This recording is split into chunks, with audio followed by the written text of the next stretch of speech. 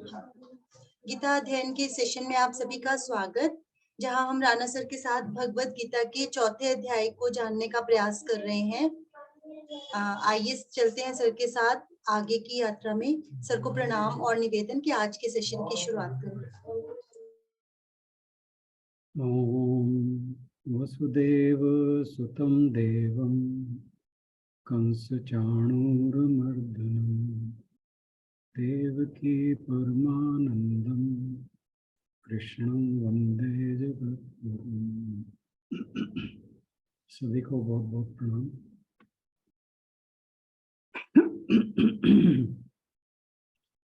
हम गीता जी के चौथे अध्याय पर चर्चा कर रहे हैं और हम चर्चा कर रहे थे श्लोक नंबर 21 पर। किस तक कर चुके हैं शायद? हाँ, तो इन श्लोकों में भगवान जी अर्जुन को कर्म के स्वरूप के बारे में बताते हैं और ये जो श्लोक यहाँ से शुरू हुआ था,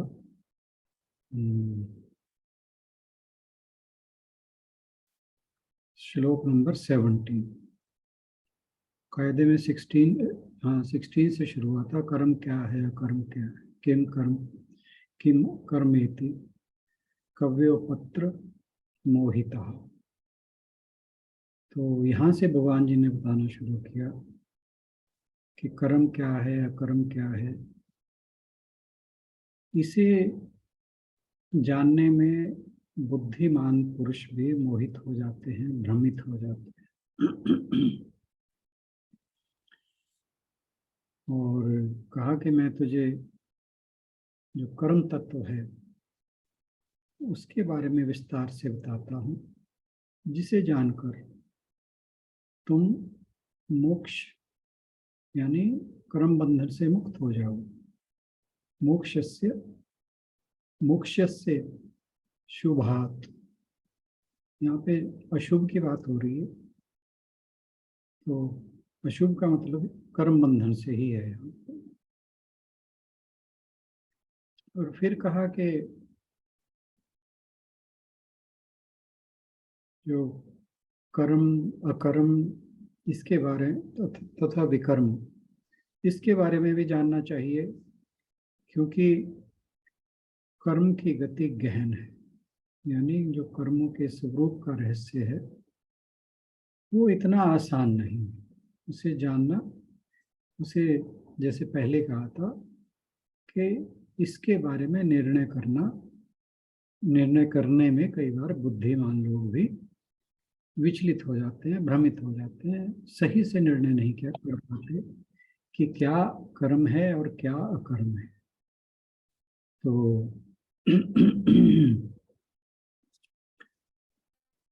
फिर भगवान जी ने कहा कि अब इसका मतलब क्या है कि भगवान जी जो बता रहे हैं इन श्लोकों में, जो कर्म से संबंधित, कर्म के रहस्य से संबंधित श्लोक है, वो ये है कि हमें अपने कर्म करते हुए अपने दैनिक जो दिनचर्या है, अपने जीवन की दिनचर्या, उसमें रहते हुए अपने कर्मों से कैसे उनके बंधन में ना फंसे। तो सारे इस जो भगवान जी के बताने का प्रयोजन है वो ये है कि कर्म बंधनों से कैसे मुक्त हुआ जाए, कि जो जो भी हम कर्म करते हैं वो शुभ अशुभ फल तो देते ही हैं, और यही शुभ अशुभ फल आगे चलकर हमारे कर्मों का बंधन के रूप में हमारे जन्म मरण का कारण बनते हैं। इसीलिए भगवान जी अर्जुन को समझा रहे हैं कि कर्मों से परे कैसे जाए, यानी इनका जो पाप और पुण्य वाला चक्कर है उससे कैसे बचा जाए। तो उसी के संबंध में भगवान जी ने बताया कि जो कर्म में अकर्म को देखता है और अकर्म में कर्म को देखता है वह मनुष्य में बुद्धिमान है। फिर कहा कि जिसके कर्म बिना कामना और बिना संकल्प के होते हैं और जिसके समस्त कर्म ज्ञान अग्नि में भस्म हो गए हैं, उसको पंडित कहते हैं। और फिर 20वें श्लोक में कहा कि जिसने कर्मों के फल में आसक्ति को त्याग दिया है, नित्य तृप्त है, निराश्रय है, तो कहा कि वो कर्मों को भली भांति करता हुआ भी वास्तव में कुछ नहीं करता। इसका मतलब क्या हुआ कि जो वो कर्म करता भी है, जैसे हम दिन में जो भी करते हैं, अगर हम इन 3-4 बातों का ध्यान रखें, क्या कि त्यक्त्वा कर्म फला संगम, एक तो कर्म फल का संगम, आसक्ति त्याग दें, नित्य तृप्त, तो यानी जो कुछ भी मिले उसमें तृप्त रहें, निराश्रय, ईश्वर के अलावा किसी और के आश्रय में हमें किसी और के सहारा ना ढूंढें। तो अगर हम इस प्रकार से कर्म करेंगे तो फिर कहा कि जो भी हम कर्म करते हैं वो करते हुए भी कोई कर्म नहीं होता, यानी वो कर्म बंधन का कारण नहीं बनते।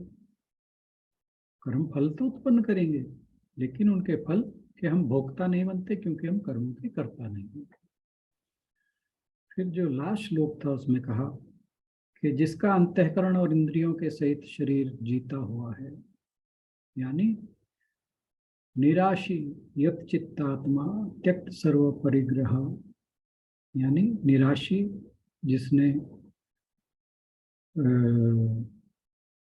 जिसने आशा का, जिसके मन में कोई आशा नहीं रही, जो आशा से मुक्त है,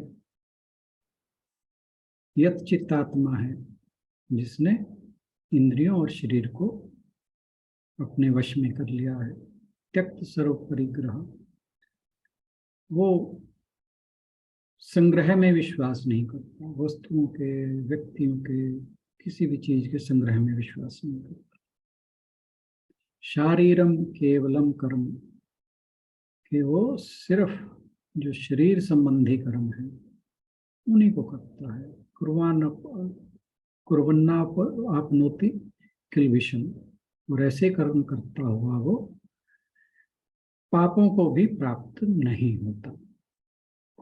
तो भगवान जी यहाँ बारी बारी एक एक स्टेप करके ये बताते जा रहे हैं कि हम किस प्रकार से कर्मों के बंधन से मुक्त हो सकते हैं। और इसी बात को आगे जारी रखते हुए भगवान जी 22वां श्लोक है, उसमें क्या कहते हैं इसको हम अभी जानते हैं। जो एक बार आशुबैन इस श्लोक को पढ़ दें, फिर उसके बाद हम इस पर चर्चा करेंगे।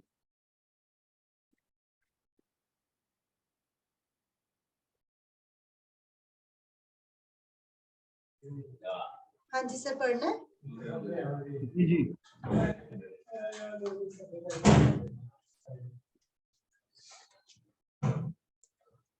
यदृच्छा लाभ संतुष्टो, यदृच्छा लाभ संतुष्टो, द्वन्द्वातीतो विमत्सरः, द्वन्द्वातीतो विमत्सरः, समः सिद्धावसिद्धौ च, समः सिद्धाव। आवाज क्लियर नहीं आ रही।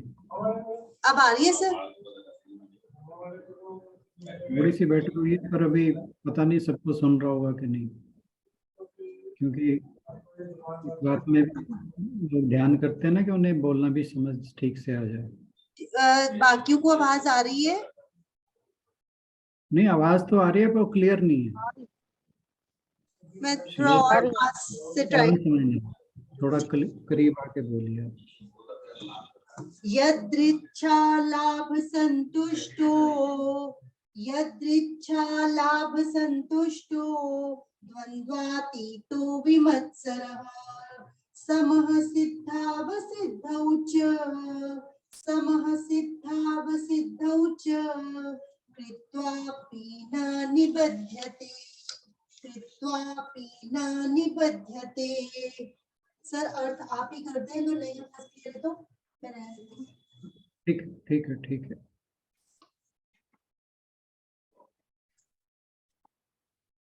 यद्यच्छा लाभ संतुष्ट कि जो भी मनुष्य किसी प्रकार की बिना इच्छा के तथा जो कुछ भी उसे उसके कर्म द्वारा मिलता है लाभ, या लाभ का मतलब यहाँ पे जो कर्म का फल है, संतुष्टो उसमें संतुष्ट है। द्वंद्वातीतो विमत्सरः, द्वंद्वातीतों का मतलब जो द्वंद्वों, संसार के जो द्वंद्व हैं, द्वंद्व क्या होते हैं कि जैसे सुख दुख, गर्मी सर्दी, ये सब द्वंद्वों में आते हैं। द्वंद्वातीतो इनसे जो परे जा चुका है, जिसे द्वंद्व भ्रमित नहीं करते, विचलित नहीं करते, परेशान नहीं करते। विमत्सर यानी जो मात्सर्य भाव से विमुक्त है, उसे कहा विमत्सर। समः जो सम रहता है, किसमें? सिद्धाव सिद्धो, सिद्धो यानी जो सिद्धि और असिद्धि में सम रहता है।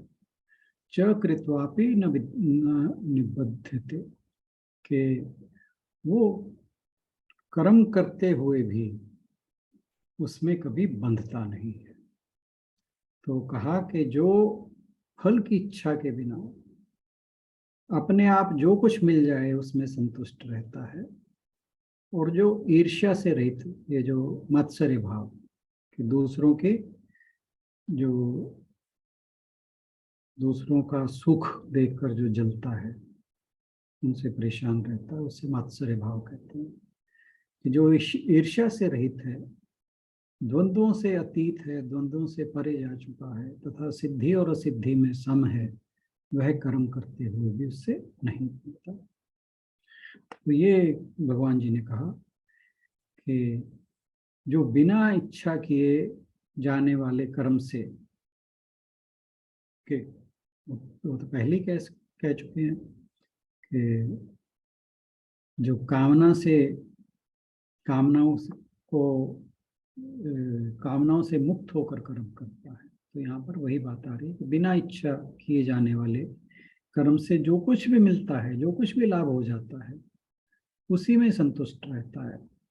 फिर शीत उष्ण यानी गर्मी सर्दी, दुख सुख, लाभ हानि, इनसे वो मुक्त है।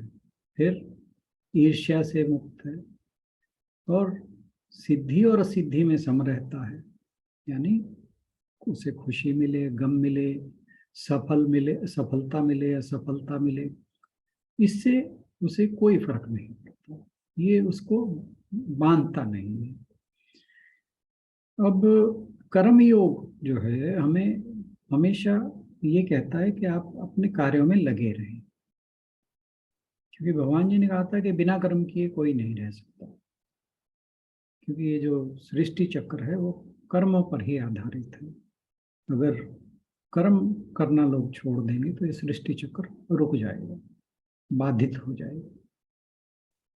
तो कर्म तो मनुष्य को करना होता है, और कर्म योग भी यही कहता है कि आप निरंतर कर्म करते रहें, अकर्मण्य नहीं हों।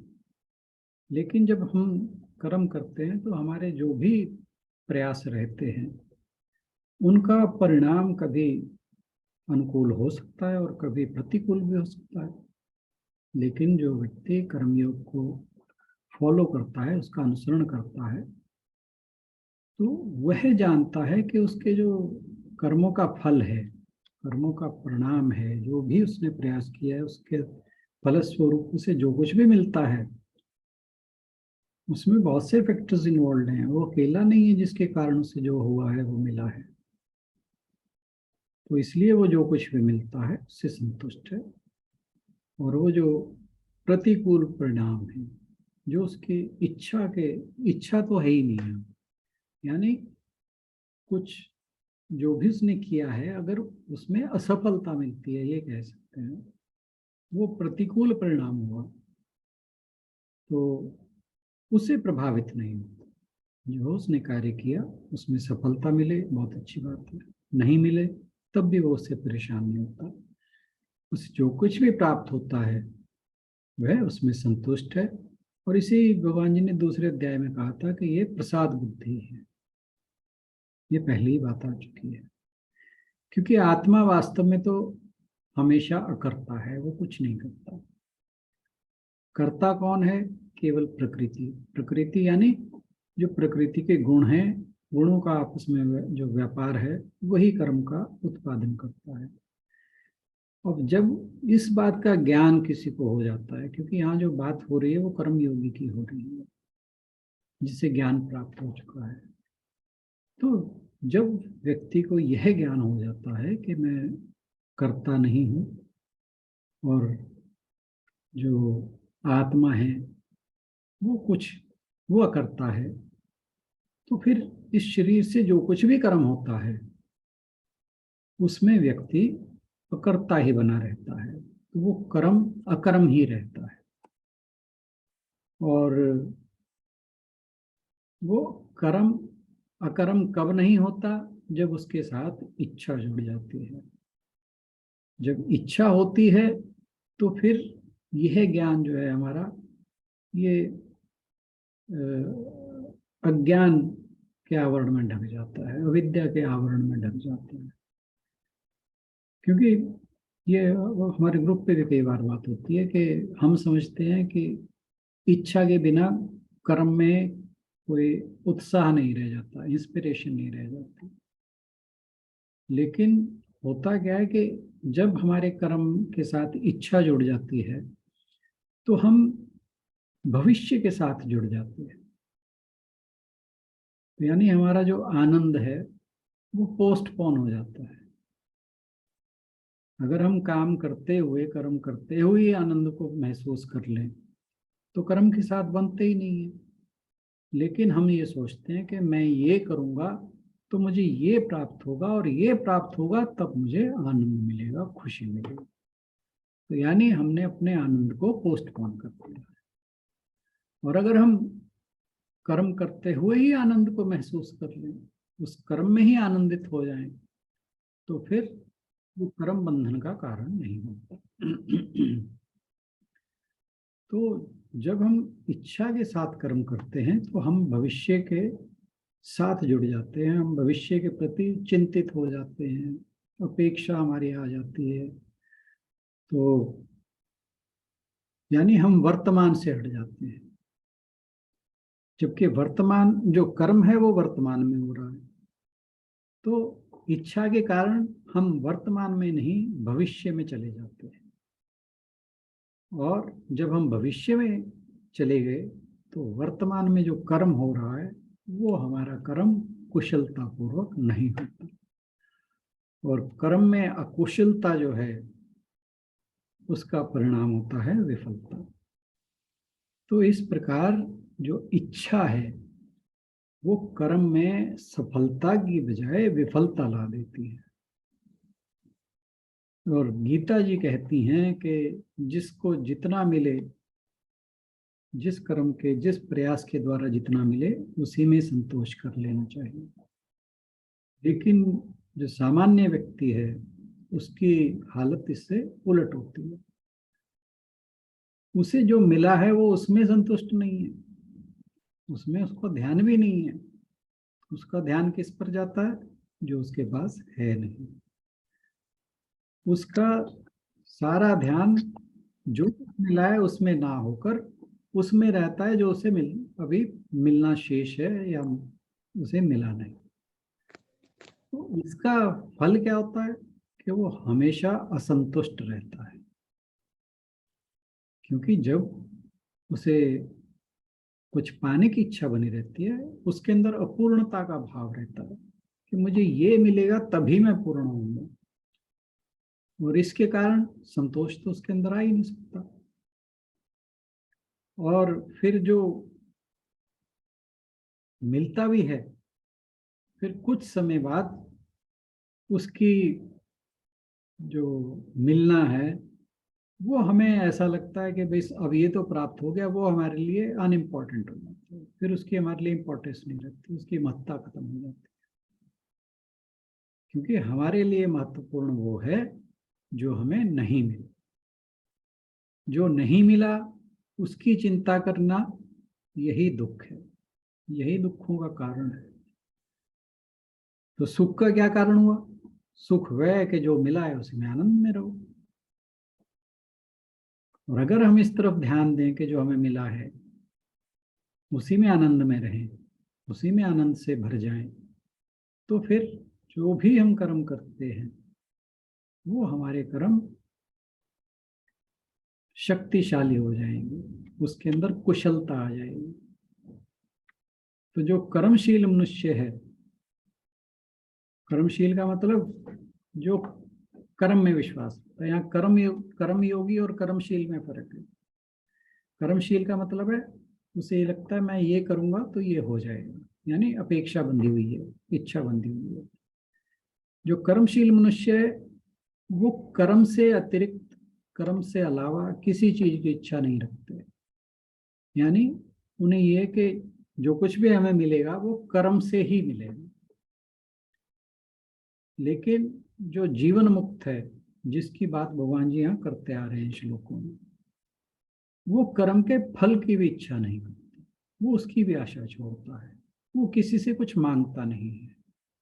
बस उसका काम है कि जो उसका कर्तव्य कर्म है या उसका स्वधर्म है उसके अनुरूप कार्य करते चले जाओ, उसका अपना कर्म करते चले जाओ, और उससे जो भी प्राप्त होगा वो भगवान का प्रसाद समझकर ग्रहण कर लो। और उससे क्या होगा? मनुष्य में संतोष आएगा। और उसी को यहाँ पर कह रहे हैं यद्यच्छा लाभ संतुष्ट। यहाँ पर यही कहने का मतलब है। लेकिन बहुत से लोग अकर्मण्य होकर ये कहते हैं कि जो देगा भगवान देगा, वो कर्म ही नहीं करते कि जो भाग्य में होगा मिल जाएगा, हम तो उसी में संतोष कर लेंगे। और इसमें एक बड़ा पॉपुलर दोहा है जिसमें कहा जाता है कि अजगर करे ना चाकरी, पंछी करे ना काम, दास मलुक यूं कहें सबके दाता राम। अब ये भगवान दाता तो जरूर है, क्योंकि वो तो कीड़े मकोड़े पशु पक्षी सबको पेट भरने को देता वो सबको है। लेकिन इनको तो वो इसलिए देता है, ये जो बात हो रही है कि अजगर करे ना चाकरी, पंछी करे ना काम, इनको भगवान ने बुद्धि नहीं दी है। बुद्धि तो मनुष्य को ही दी है उसने, जो विचार करने के लिए उसे विचार की शक्ति दी है, कर्म करने के लिए हाथ पैर दिए हैं। तो ये जो भगवान ने हमें दिया हुआ है, इसको अगर हम त्याग कर अकर्मण्य हो जाते हैं, आलसी हो जाते हैं, प्रमादी हो जाते हैं और अपना पेट भी ना भर पाए, तो ये ईश्वर के प्रति, इस धरती के प्रति हमारी कृतघ्नता है। तो ऐसे व्यक्ति का जीवन पशु तुल्य है, क्योंकि ये पशु का व्यवहार है कि उसे जो मिलता है वो ही खा लेता है। तो जो यहाँ पर बात कही जा रही है कि जो मिल जाए उसी में संतुष्ट रहना, इसका मतलब ये नहीं कि हमने संसार से पीछे रहना है, दरिद्र रहना है, गरीब रहना है। इसमें इसका ये मतलब बिल्कुल नहीं है। तो ये जो यदिच्छा लाभ संतुष्टा का बात है, इसका अर्थ ये कभी नहीं लेना चाहिए। जैसे एक योद्धा अपने युद्ध में जाता है, अपनी जान की बाजी लगा देता है, या तो वो जीतता है या मृत्यु को प्राप्त हो जाता है। अब उसे जो कुछ भी मिलता है वहां पे युद्ध भूमि में, भोजन पानी या आराम, कुछ थोड़ी देर का विश्राम, वो जो कुछ भी मिलता है उसी में प्रसन्न रहता है। कई बार खाने को भी नहीं मिलता और फिर भी वो युद्ध, जो भी उसका स्वधर्म है एक योद्धा के रूप में, उसका पालन करता है। जैसे भगवान जी ने कहा कि अर्जुन को कि अगर शरीर काम आ गया, यानी लड़ते लड़ते मृत्यु को प्राप्त हो गए तो स्वर्ग मिलेगा, जीवित रहे तो संसार का सुख भोगोगे। तो यही यहाँ पर यदिच्छा लाभ संतुष्टा के पात्र।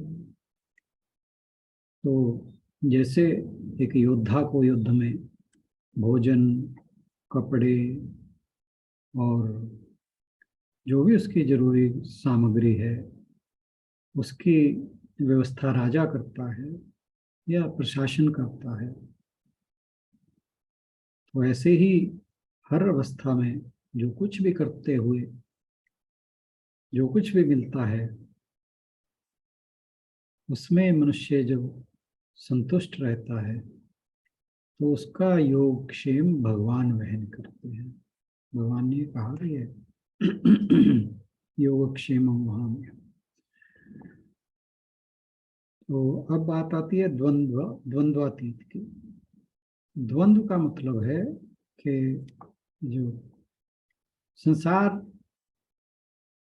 को अगर हम देखें तो संसार में द्वंद्व ही द्वंद्व है। द्वंद्वों का नाम ही संसार है। सुख है, दुख है, दिन है, रात है, लाभ है तो हानि है। तो संसार में हर जगह द्वंद्व ही द्वंद्व है, अच्छाई है, बुराई है। और हम अगर मान लीजिए किसी को कहें अच्छा, तो इसका मतलब क्या है कि हमने साथ ही साथ किसी को बुरा कह दिया। ये समझने वाली बात है कि हमने अगर किसी को अच्छा कहा है तो इसका मतलब क्या है कि वो किसी और की तुलना में अच्छा है। इसका मतलब क्या है कि जिससे हमने तुलना की है वो बुरा है ना। तो द्वंद्वों में तुलना साथ आ जाती है। तो यानी इसका मतलब हमने चीजों को दो भागों में बांट दिया। कुछ चीजें वो हैं जो हमारे अनुकूल हैं, कुछ ऐसी हैं जो हमारे प्रतिकूल हैं। तो जब हम अनुकूलता खोजते हैं तो उसके साथ प्रतिकूलता साथ की साथ आ जाती है। यही द्वंद्व है। तो प्रतिकूलता ना आए उसका क्या उपाय है कि हम अनुकूलता खोजना बंद कर दें। क्योंकि अनुकूलता, प्रतिकूलता, सफलता, असफलता, गर्मी, सर्दी, लाभ, हानि, यश, अपयश, ये सब के सब द्वंद्व हैं।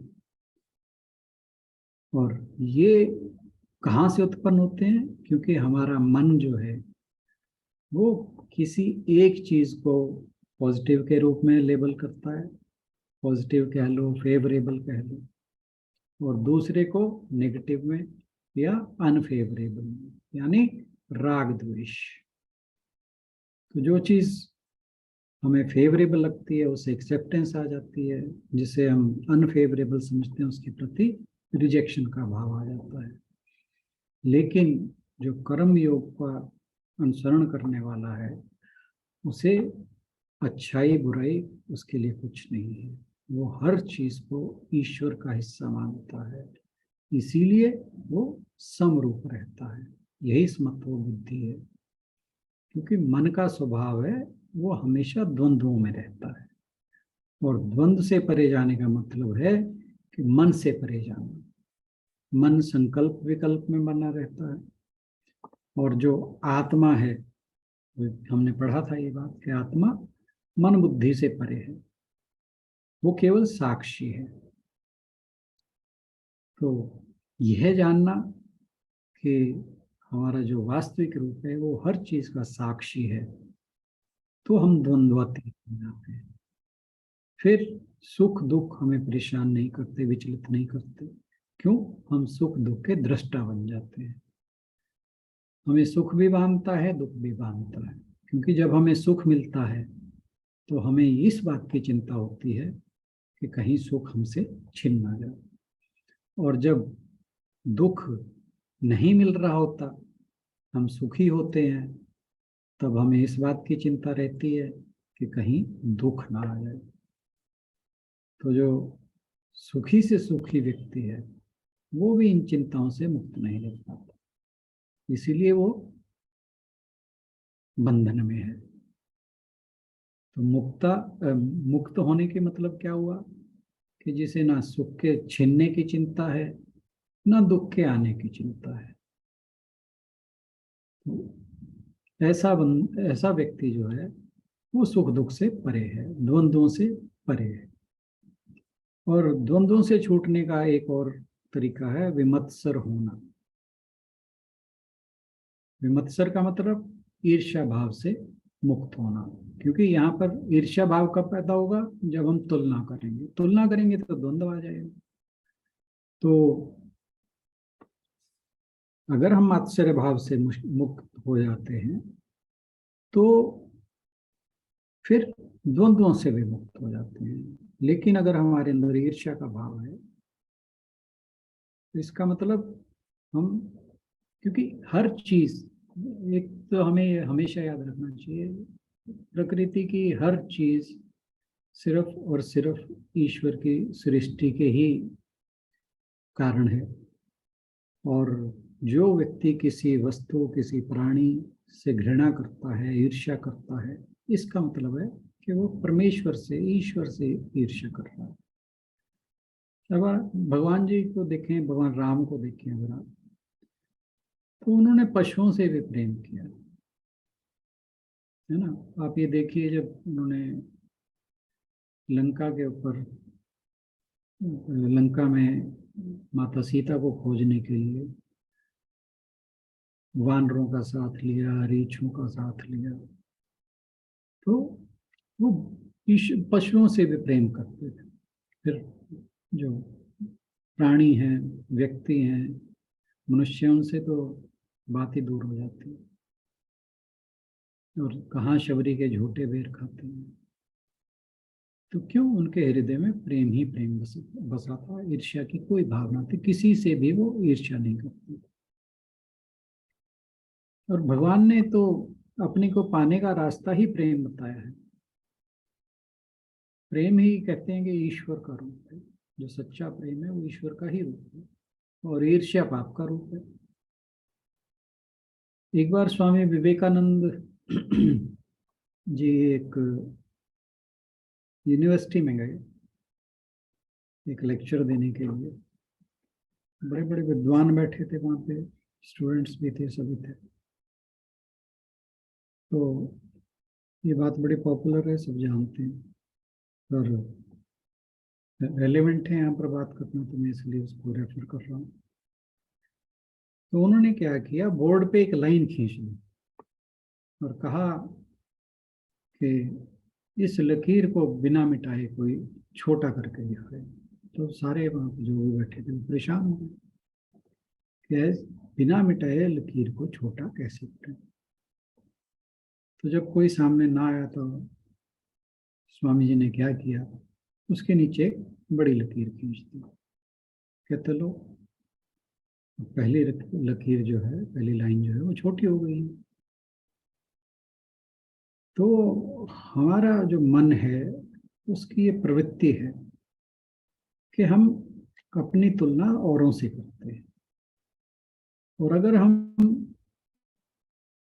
ये सोचें कि हम दूसरों से बेहतर हैं तो ये हमारे अंदर अभिमान पैदा करता है। और अगर कहीं पर ये लगता है कि हम दूसरों से छोटे हैं, हीन हैं, शुद्र हैं, तो इससे उनके प्रति हमारे अंदर जलन या ईर्ष्या हो जाती है। लेकिन जो कर्म योग का फॉलोअर है, उसका अनुसरण करने वाला है, वह जानता है कि हम सब उस सर्वोच्च सत्ता, उस ईश्वर के ही स्वरूप हैं। और जब ये भाव आ जाता है तो ईर्ष्या स्वतः खत्म हो जाती है। अन्यथा अगर मन में ईर्ष्या आती है तो उससे हमारा अहंकार ही पुष्ट होता है। ये हमेशा ध्यान रखना चाहिए। और किसी से ईर्ष्या करके या द्वेष करके कोई बड़ा नहीं बन सकता, ये हमेशा ध्यान रखना चाहिए। तो जैसे स्वामी जी ने कहा कि छोटी लकीर कैसे की जाए, पहले से बड़ी खींच दो। तो बजाय ईर्ष्या करने के, भाई उससे ज्यादा मेहनत करो, उससे बड़े बन जाओ। ईर्ष्या क्यों करनी? अपने सद्गुणों को बढ़ाओ, अपना सदाचार बढ़ाओ, अपने चरित्र को बड़ा करो, अपने जीवन को महान बनाओ, प्रेम के द्वारा, सेवा के द्वारा, दूसरों का हित साधने के लिए। तो जब हम ऐसा करेंगे तो बाकी सब लोग हमारे सामने स्वतः ही छोटे हो जाएंगे। जबकि ईर्ष्या जो है वो हमें छोटा कर देती है, वो बड़ा नहीं होने देती। तो हमें चाहिए कि दूसरों के हित के लिए, प्रेम के लिए, जो ईर्ष्या का कूड़ा है अपने मन से निकाल देना चाहिए। जब ईर्ष्या का कूड़ा हमारे मन से निकल जाएगा तो फिर हम विमत्सर हो जाएंगे। और इसमें बड़ी एक फिर काफी प्रसिद्ध कहानी है, आप सबने सुन रखी होगी, कि एक बार दो पड़ोसी होते हैं, आपस में पूरा उनका कंपटीशन रहता है, एक दूसरे को देखकर जलते रहते हैं। तो अब कोई एक चीज ले आए, दूसरा उससे ज्यादा ले आए। वो जब ज्यादा ले आए तो पहले वाला उससे ज्यादा कुछ लाने की कोशिश करे। हर समय कंपटीशन। तो हर चीज की एक सीमा होती है। तो फिर एक बार क्या हुआ कि जब उनमें से एक का देखा गया उससे मैं बड़ा कैसे हूं, तो उसने बड़े उपाय सोचे। उसने कहा वे भगवान शिव की तपस्या करते हैं, तो वो तपस्या करने चला गया। अब दूसरे का जो उससे थोड़ा बड़ा हो गया था, उसे पता लगा कि वो तो शिव जी की तपस्या करने चला गया, नहीं तो मेरे से बड़ा हो जाएगा। अब वो भी शिव की तपस्या करने पहुंच गया। अब भगवान शिव ने, जब उन्होंने अच्छी खासी तपस्या कर ली तो दोनों को दर्शन दिए। तो कह रहे, मैं तुम्हारी तपस्या से प्रसन्न प्रसन्न हूँ, मांगो क्या मांगो। तो पर मेरी एक शर्त है कि तुम में से जो भी एक चीज मांगेगा उससे दुगनी दूसरे को मिलेगी। तो वो दोनों बहुत सोचे कि क्या मांगे ऐसा कि दूसरे को ना मिले। तो काफी जब देर होने लगी तो भगवान जी कहते भाई जल्दी मांगो नहीं तो मैं जा रहा हूँ। तो उनमें से एक कहता है, कह रहा जी मेरी एक आंख फोड़ दो। अब दूसरे की दोनों फूट गई। तो ईर्ष्या का ये फल होता है कि आदमी स्वयं बड़ा बने या ना बने, परंतु दूसरे को चाहता है कि ये बड़ा ना हो जाए। तो लेकिन जो परिश्रम करता है, अपने कर्मों का संपादन उचित ढंग से करता है, भगवान की कृपा जिस पर बनी रहती है,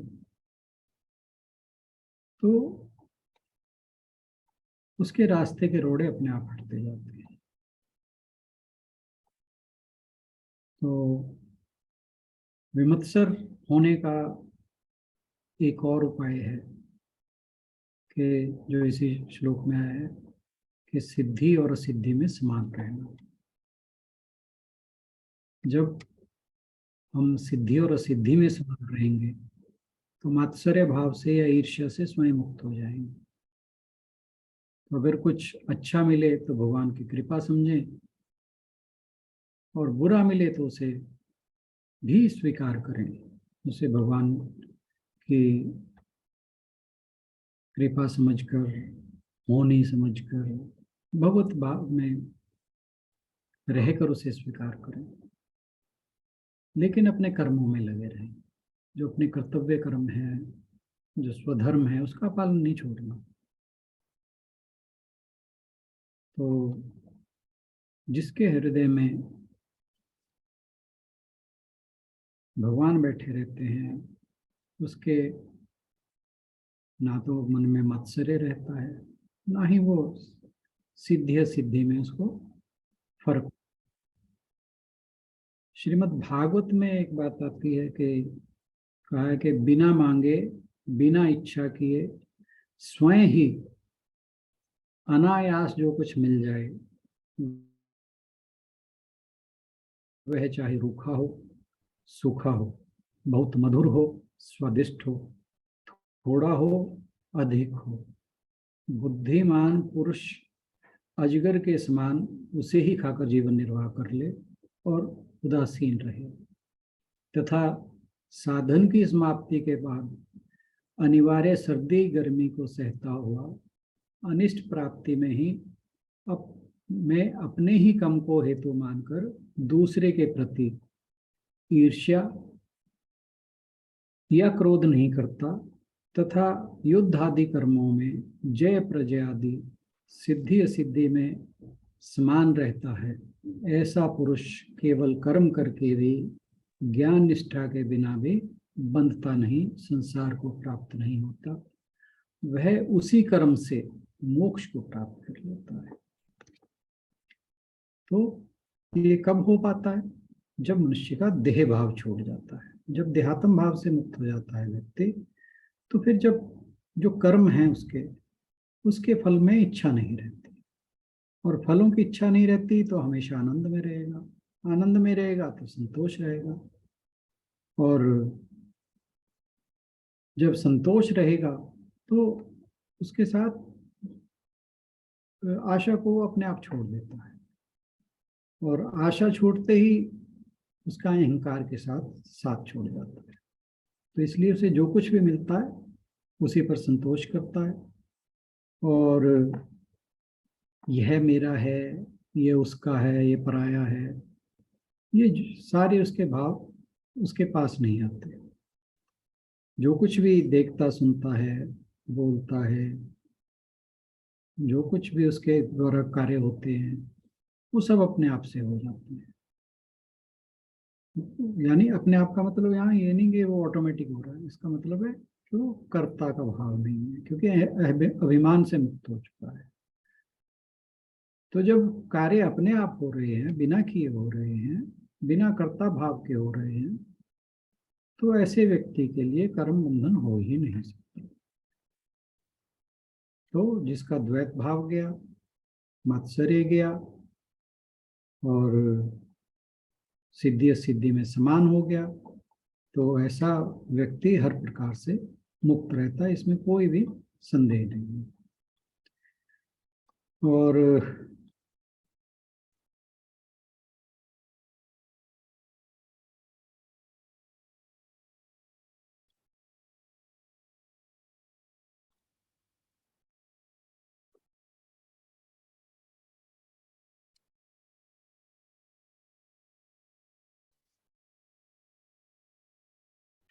तो जो ऐसा व्यक्ति है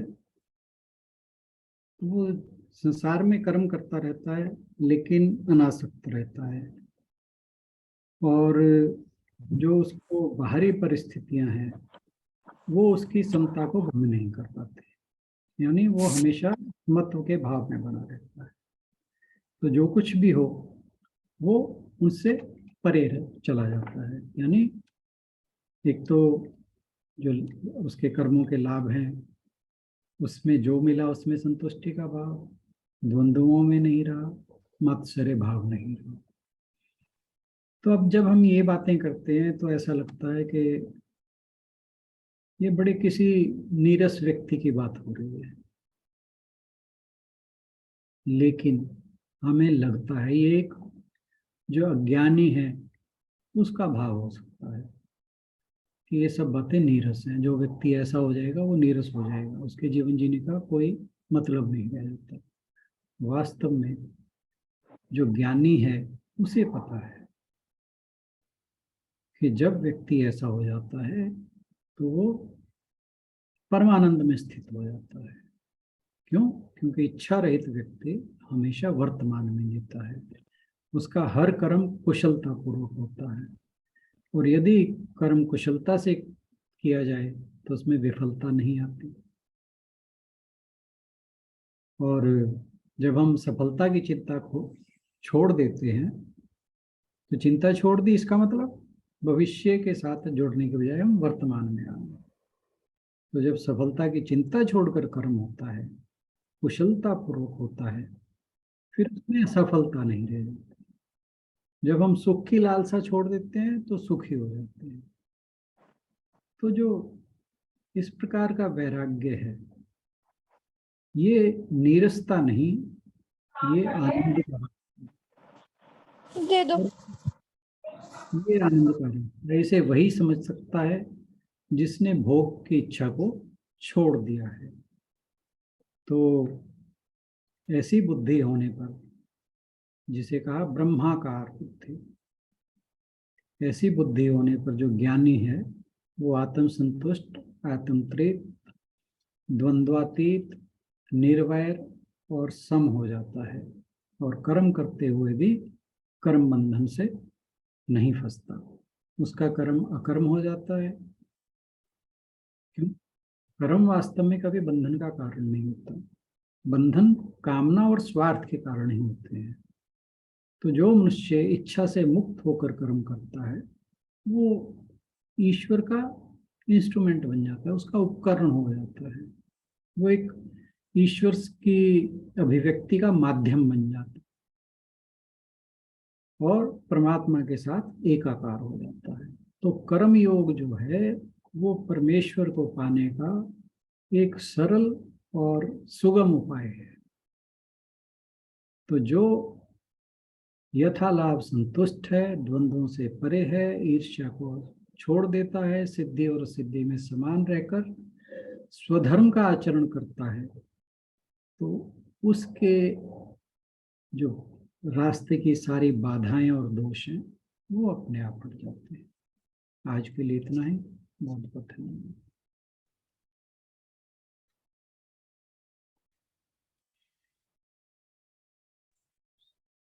धन्यवाद राणा सर।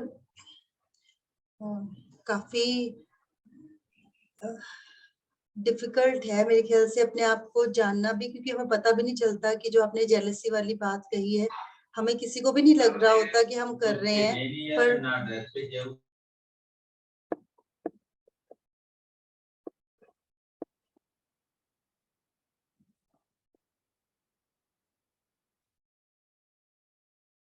आज के श्लोक से संबंधित किसी का कोई प्रश्न हो या कुछ कमेंट हो, जरूर कहें।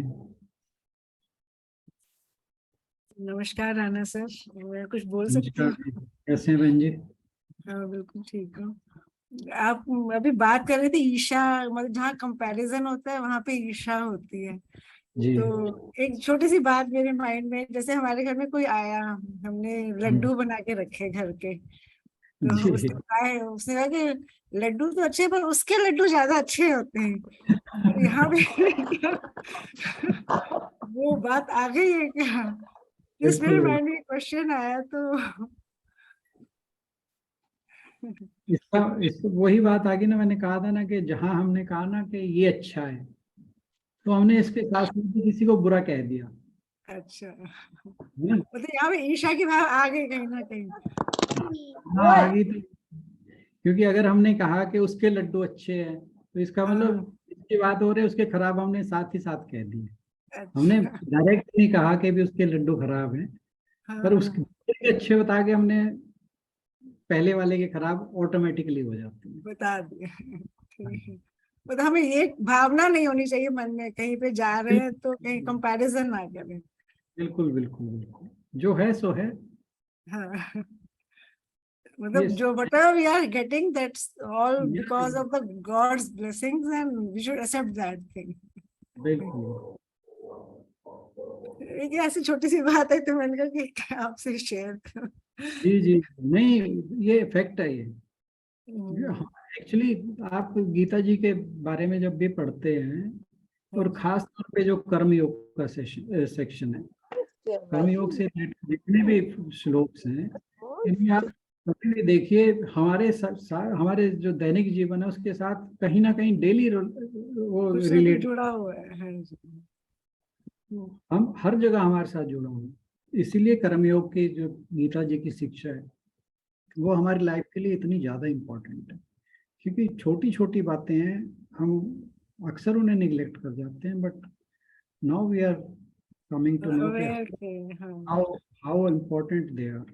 क्योंकि हम जाने अनजाने की बात कर देते हैं, कंपैरिजन जी जी कर देते हैं, जी। पर ये नहीं सोचते कि अगला जने के मन में क्या फीलिंग आ रही है या वो क्या सोच रहे हैं। बिल्कुल। Thank you. Thank you. कोई और कहना चाहें? सर कई बार हम नहीं करते, लेकिन कोई और भी आके अगर हमें कहता है ना, तो उसको भी टॉलरेट करना इतना आसान नहीं होता। कोई कह ही देता है कि आप ऐसे कर रहे हो, लेकिन किसी भी अपने से कंपैरिजन अक्सर लोग कर ही देते हैं। मुझे लगता है वो शायद छेड़ने के लिए ही करते होंगे। तो उस समय भी अपने आप को स्टेबल रखना इम्पोर्टेंट होता है ना। समबुद्धि समबुद्धि। भगवान जी हर चीज का साथ में इलाज बताते चलते हैं, ऐसी बात नहीं है। जैसे आपकी बढ़िया से बढ़िया सब्जी की भी उसके कंपैरिजन में वो क्या था, नॉनवेज की ज्यादा तारीफ हो गई थी, ठीक है ना, तो उसमें तो हमारा क्या काम है, समबुद्धि बनाए रखना। ठीक है भाई, तुझे जो पसंद है ठीक है, हमें क्या फर्क पड़ रहा है, हमने अपना काम बेस्ट तरीके से किया। आपने जब उनकी सेवा की, आपने अपनी तरफ से तो कोई कमी नहीं ना छोड़ी। उस टाइम परमात्मा आपको ये टेस्ट दे रहा होता है। बिल्कुल बिल्कुल। परमात्मा ये टेस्ट दिया परमात्मा ने आपको कि आप इस सिचुएशन में समबुद्धि रहे कि नहीं। बिल्कुल सही बात।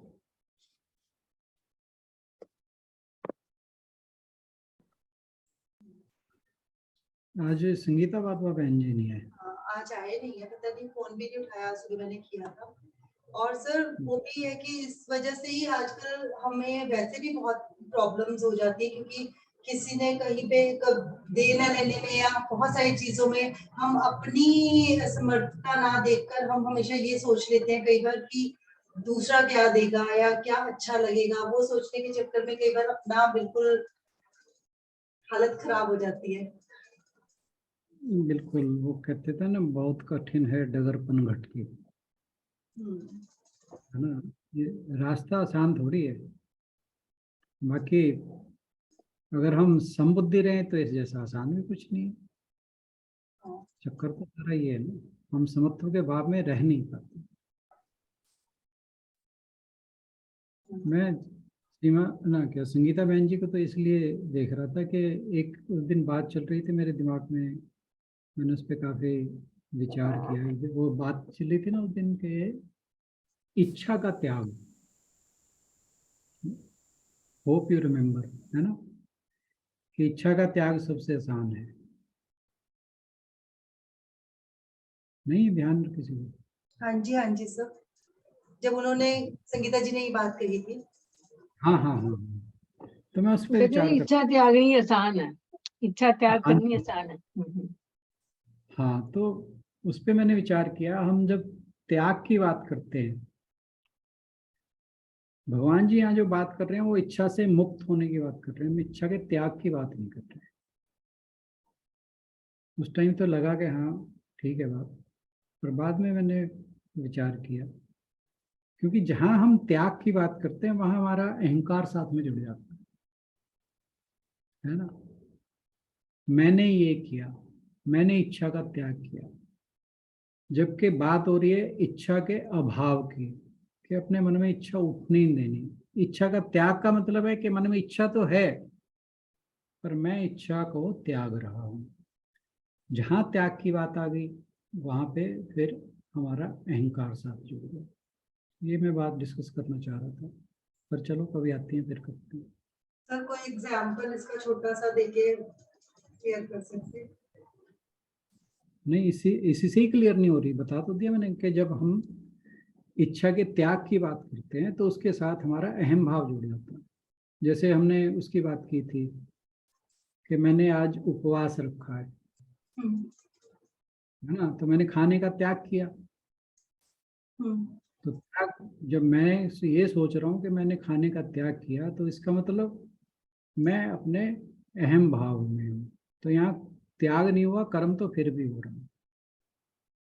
तो मुक्त कैसे होना है इससे?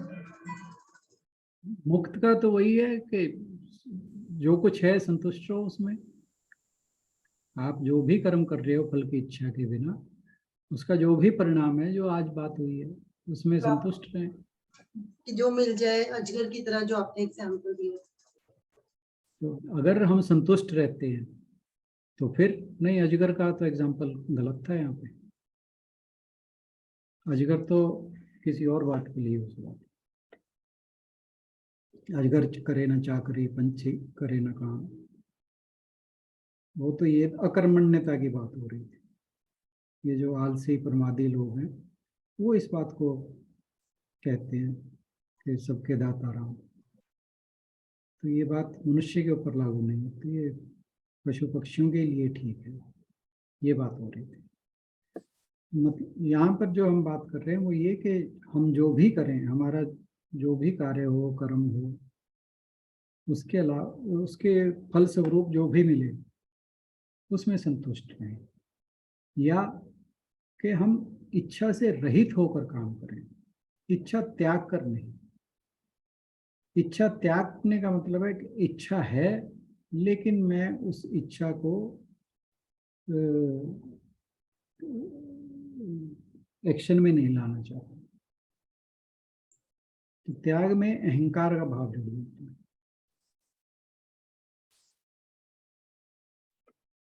पर सर वो होगा कैसे? क्योंकि मन तो हमें भी करता ही है अच्छा पहनने का, अच्छी चीजें लाने का। बातें करने से तो नहीं होएगा ना, कोई भी चीज देखते हैं तो।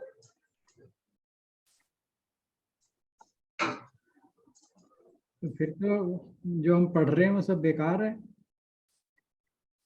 सब बेकार तो नहीं है, मैं समझ में तो आ रहा है, बट वो अभी तक ऐसे नहीं हो रहा है कि हाँ मन, वो इच्छा का त्याग तो नहीं हो रहा जो आपने आज कहा है। नहीं, मैं मुक्त तो नहीं हो रहे उससे, इच्छा से हम। हाँ, इच्छा से मुक्ति तो होना है। गीतांजलि बहन कुछ कहना चाह रही है। प्रणाम सर, इसी विषय नाम, में मतलब अपने विचार रखना चाह रही थी। जी जी। और सर ये तो बहुत कन्विंसिंग है कि इच्छा जो है वो रहित होना जरूरी है, त्यागना नहीं। क्योंकि कई बार हम इच्छा त्यागते हठवश भी करते हैं ये काम हम, कि बिल्कुल हमें बिल्कुल। हम अपनी जिद में आ जाते हैं और उसके बाद भी हम ये स्टेप लेते हैं कि अगर हमें कोई काम नहीं करना, या हमने किसी चीज के लिए बोल दिया कि नहीं खाना या नहीं लेना, तो हम जिदवश भी करते हैं वो। लेकिन जो इच्छा रहित होना है वो मुझे लगता है हम स्टेप वाइज ही कर पाएंगे। जैसे जैसे हमारा स्पिरिचुअल लेवल ग्रो होगा, वैसे वैसे ही हमारी इच्छाएं खुद कम होती जाएंगी। और भगवान जी ने तो ये कहीं बोला ही नहीं कि अपनी इच्छा मतलब पूरी ना करो। इच्छा रहित होने के लिए भी हमें उस लेवल तक तो पहुंचना पड़ेगा ना।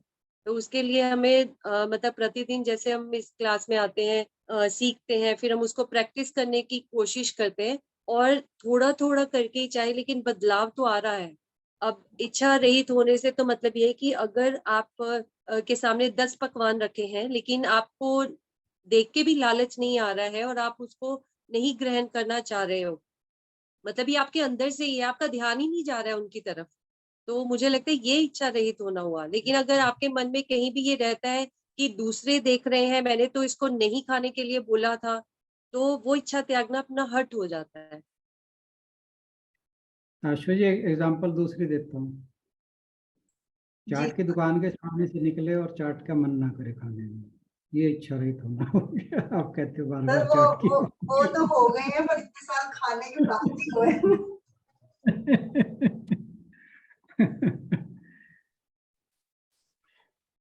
तो और जो हमने त्याग की बात की, गीतांजलि मैंने बहुत सही कहा कि जब हम इच्छा का दमन करें, त्याग का मतलब दमन भी हो गया। तो हमने ये पहले भी बात की थी कि जब हम अपनी इंद्रियों का दमन करते हैं तो वो फिर एक विस्फोट का रूप ले लेती हैं किसी भी क्षण पे। तो हम इच्छाओं को अगर दबाते जाएंगे, त्याग करेंगे, तो एक टाइम ऐसा होगा तो इच्छा इतनी प्रबल हो जाएगी कि आप कुछ का कुछ कर बैठेंगे। तो इच्छा के त्याग से ज्यादा कहीं बेटर है कि आप इच्छा रहित हो, कि आपको फर्क ही ना पड़े आपके सामने कुछ भी आ रहा हो। मेन बात वो है।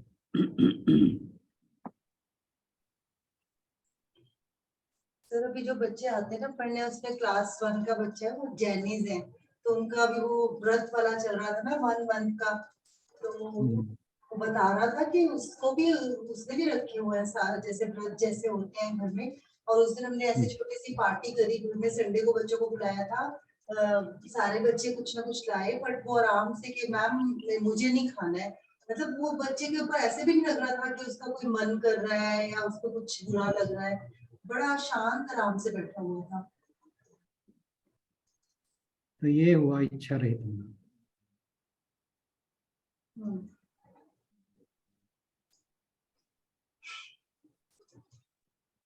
चलिए चले समापन की ओर। ओम पूर्णमदः पूर्णमिदं पूर्णात् पूर्णमुदच्यते पूर्णस्य पूर्णमादाय पूर्णमेवावशिष्यते। ओम शांति शांति शांति। हरि ओम।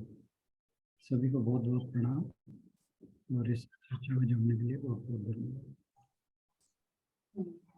सभी की ओर से राणा सर का बहुत बहुत धन्यवाद, और आप सभी का भी समय पर शामिल होने के लिए। आज का समय तो इतने बजे जाते हैं सर वैसे तो हमें, बट आज हमने बिल्कुल टाइम पे शुरू किया था, और उम्मीद करते हैं कि कल से आप बिल्कुल सही समय पर पहुंच के इसका लाभ उठाएंगे। Thank you so much everyone.